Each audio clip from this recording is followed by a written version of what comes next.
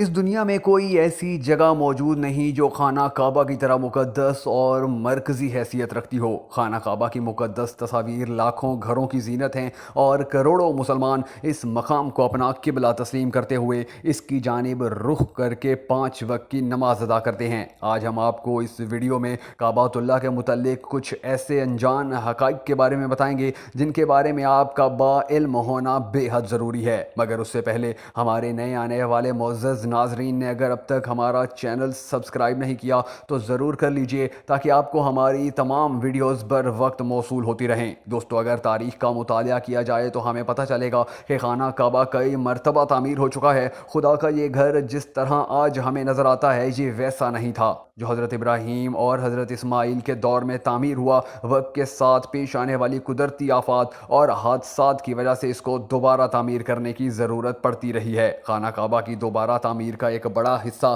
نبی کریم صلی اللہ علیہ وآلہ وسلم کی زندگی میں اعلان نبوت سے قبل مکمل ہو چکا تھا۔ یہ وہ وقت تھا جب نبی کریم صلی اللہ علیہ وآلہ وسلم نے ایک بڑی خون ریزی کو اپنی دور اندیشی سے روک دیا تھا۔ ایک بڑے کپڑے میں حجر اسود کو رکھ کر ہر قبیلے کے سردار سے اٹھوایا گیا۔ اس کے بعد آنے والے وقت میں کئی مرتبہ خانہ کعبہ کی تعمیر ہوتی رہی۔ آخر میں خانہ کعبہ کی تفصیل سے آرائش سن 1996 میں ہوئی تھی، جس کے نتیجے میں بہت سارے پتھروں کو ہٹا دیا گیا اور بنیاد کو مضبوط کر کے نئی چھت ڈال دی گئی۔ یہ اب تک کی آخری بڑی تعمیر ہے اور خانہ کعبہ کی عمارت کو پہلے سے کہیں زیادہ مضبوط تصور کیا اور مانا جاتا ہے۔ نمبر 2، خانہ کعبہ کی کھڑکی۔ دوبارہ تعمیر کیے جانے سے پہلے خانہ کعبہ کا ایک دروازہ اندر داخل ہونے کے لیے اور ایک باہر جانے کے لیے استعمال ہوتا تھا۔ اسی طرح ایک زمانے تک خانہ کعبہ میں ایک کھڑکی بھی موجود رہی، مگر خانہ کعبہ کی موجودہ شکل میں وہ کھڑکی اس وقت موجود نہیں ہے۔ نمبر 3، خانہ کعبہ کے مختلف رنگ۔ دوستو، ہم لوگوں کو خانہ کعبہ کو ہمیشہ کالے رنگ کے پردے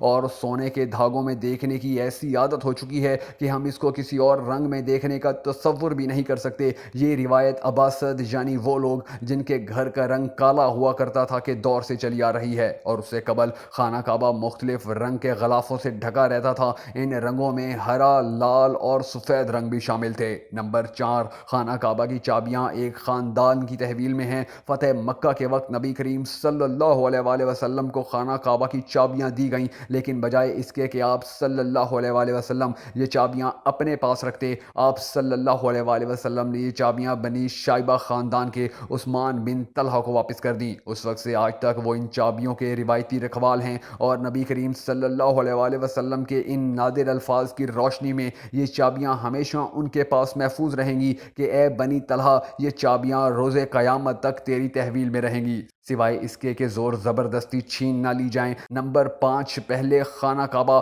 عوام کے لیے کھلا رہتا تھا۔ جی ہاں، پچھلے زمانوں میں خانہ کعبہ ہفتہ میں 2 مرتبہ عوام کے لیے کھلا ہوتا تھا اور کوئی بھی خانہ کعبہ کے اندر داخل ہو کر عبادت کر سکتا تھا، لیکن موجودہ زمانے میں زائرین کی تعداد زیادہ ہونے اور دوسری وجوہات کی بنا پر خانہ کعبہ کو اب سال میں صرف 2 مرتبہ کھولا جاتا ہے، اور اس میں صرف اعلیٰ شخصیات اور خاص مہمان ہی داخل ہو سکتے ہیں۔ نمبر 6، خانہ کعبہ میں تیراکی سے بھی طواف کیا جاتا رہا۔ جی ہاں، خانہ کعبہ کے وادی کے نچلے حصے میں ہونے کی وجہ سے دیگر مسائل میں سے ایک مسئلہ یہ بھی تھا کہ جب بارش ہوا کرتی تو وادی میں سیلاب آ جاتا۔ یہ مکہ جیسے شہر کے لیے کوئی انوکھی بات تو نہیں تھی، لیکن یہ بات دوسرے بہت سے مسائل پیدا کرنے کی وجہ بھی بنتی۔ اس وقت یہاں سیلاب کی روک تھام اور نکاسی آب کا نظام موجود نہیں تھا۔ بارش کے آخری دنوں میں خانہ کعبہ پانی میں آدھا ڈوبا رہتا تھا۔ کیا اس وجہ سے طواف کعبہ رکا؟ ہرگز نہیں۔ مسلمانوں نے کعبہ کے ارد گرد تیراکی شروع کر دی تھی۔ نمبر 7، تزئین و آرائش کروانے والے حکمران کے نام کی تختی۔ کئی سال تک بہت لوگ اندازہ لگاتے رہے کہ خانہ کعبہ اندر سے کیسا نظر آتا ہے، لیکن وہ لوگ بہت خوش نصیب ہیں جن کو خانہ کعبہ کے اندر داخل ہونے کی سعادت ملی، اور ایک خوش نصیب وہ ہے جس کو تصویر بنانے کا موقع بھی ملا، اور لاکھوں لوگوں نے یہ تصویر انٹرنیٹ پر آن لائن دیکھی۔ خانہ کعبہ کا اندر کا حصہ سنگ مرمر اور ہرے رنگ کے کپڑے سے ڈھکا ہوا ہے۔ جس دور کے حکمران نے خانہ کعبہ کی دوبارہ آرائش کروائی، اس نے خانہ کعبہ کے اندر اپنے نام کی تختی بھی لگوا دی تھی۔ نمبر 8، خانہ کعبہ کی تعداد ایک نہیں بلکہ 2 ہے۔ جی ہاں، خانہ کعبہ کے بالکل اوپر جنت میں خانہ کعبہ موجود ہے۔ نبی کریم صلی اللہ علیہ وآلہ وسلم نے بھی اس بات کی کی نشاندہی کی ہے۔ اللہ کے نبی صلی اللہ علیہ وآلہ وسلم نے معراج کا واقعہ سناتے ہوئے فرمایا، جب مجھے بیت المعمور یعنی اللہ کا گھر دکھایا گیا تو میں نے حضرت جبرائیل علیہ السلام سے اس بارے میں پوچھا۔ انہوں نے جواب دیا کہ یہ بیت المعمور ہے جہاں 70,000 فرشتے روزانہ اللہ کی عبادت کرتے ہیں، اور جب وہ یہاں سے جاتے ہیں تو کبھی واپس نہیں آتے، یعنی فرشتوں کا ہمیشہ نیا دستہ آتا ہے۔ نمبر 9، حجر اسود۔ کیا آپ نے کبھی اس بات پر غور کیا ہے کہ حجر اسود چاندی کے سانچے میں ہی کیوں گھرا رہتا ہے؟ کچھ لوگوں کا خیال ہے کہ حجر اسود ایک فوج کے ہاتھوں مارے گئے پتھر لگنے کی وجہ سے ٹوٹ گیا تھا، جبکہ یہ پتھر عبداللہ بن زبیر رضی اللہ تعالیٰ عنہ کی ملکیت میں تھا۔ کچھ ذرائع کے مطابق حجر اسود بحرین سے تعلق رکھنے والے کرامتین کے ہاتھوں ٹوٹ گیا۔